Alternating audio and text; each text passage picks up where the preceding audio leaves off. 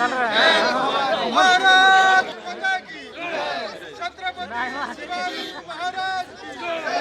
छत्रपति शिवाजी महाराज की। जी नासिक तो भव्य शोभायात्रा नासिक जगन्नाथपुरी श्रीक्षेत्र को जो यात्रा ये यात्रा को आम रथ यात्रा कही पार यात्रा को संकल्प यात्रा कही पार यात्रा को आम प्रेरणार उत्सव यात्रा कही पार ये भव्य यात्रा सारा देश को जोड़वा एकता अखंडता सार्वभौमत्व को स्मरण कराइबा छत्रपति शिवाजी समस्तंकर हृदय सम्राट थिले छत्रपति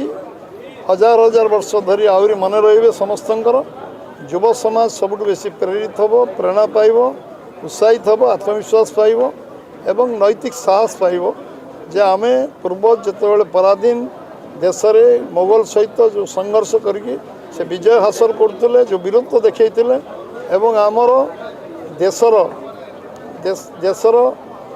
साधारण सैनिक मान असाधारण लड़ुआ सैनिक भाव में परिगणित करते जे सेनापति एकाधार थिले प्रशासक थिले एवं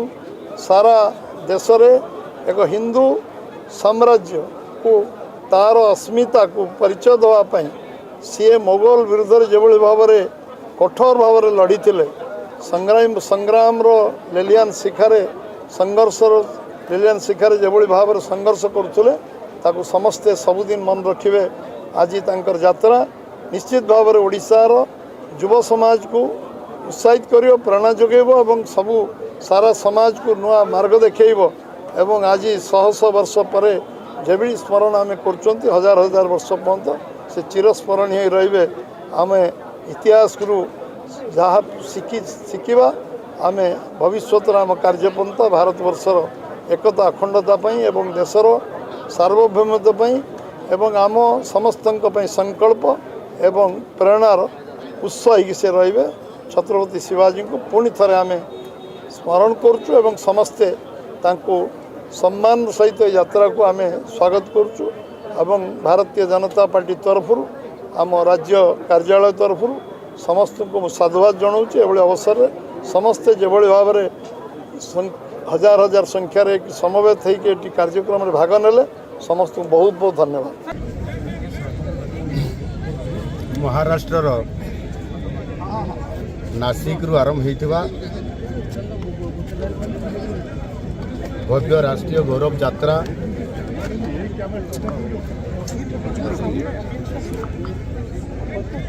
महाराज शिवाजी छत्रपति शिवाजी महाराज जयंतीर शुभ अवसर रे ये यात्रा भव्य राष्ट्रीय गौरव यात्रा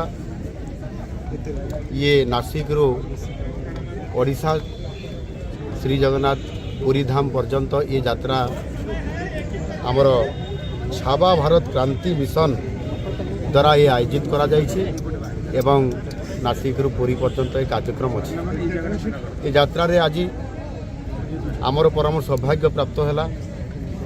भारतीय जनता पार्टी ये राज्य कार्यालय परिसर भितर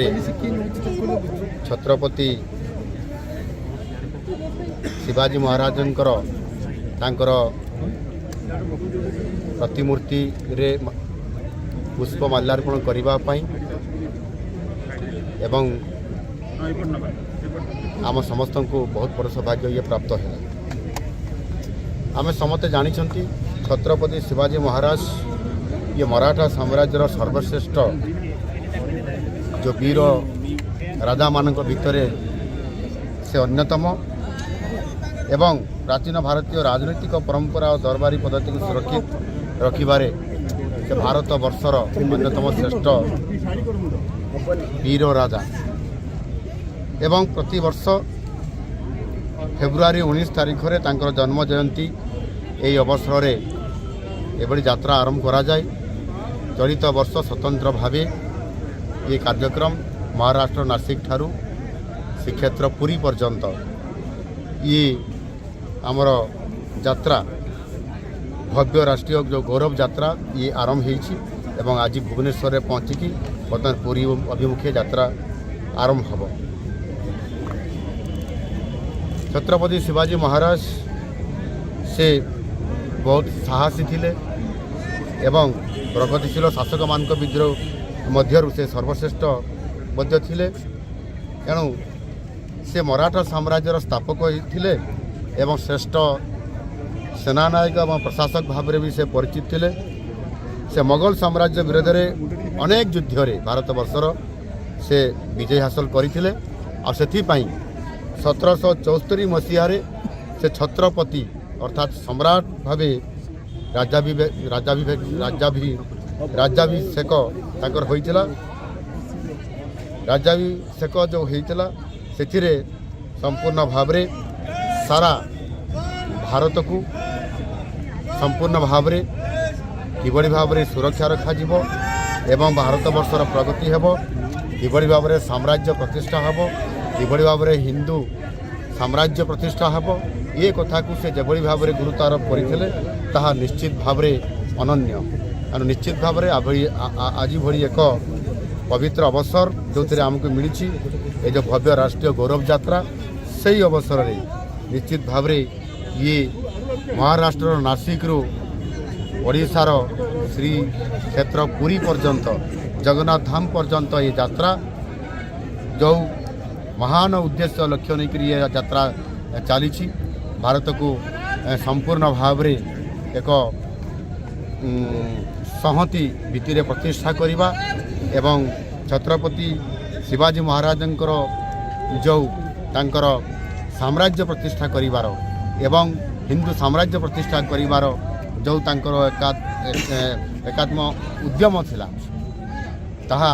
निश्चित भाव आज स्मरण करवा एवं आजिर दिन में युव समाज को निश्चित भाव तांकर जो जेभଳି भाव हिंदू साम्राज्य प्रतिष्ठा करिवार एवं भारत वर्ष को प्रगति पथरे बहुत आगु को नेबार विश्व गुरु करिवार जो इच्छा थिला ताकू निश्चित भाव आज दिन में युव समाज आगे आसबे एवं से धारा आग को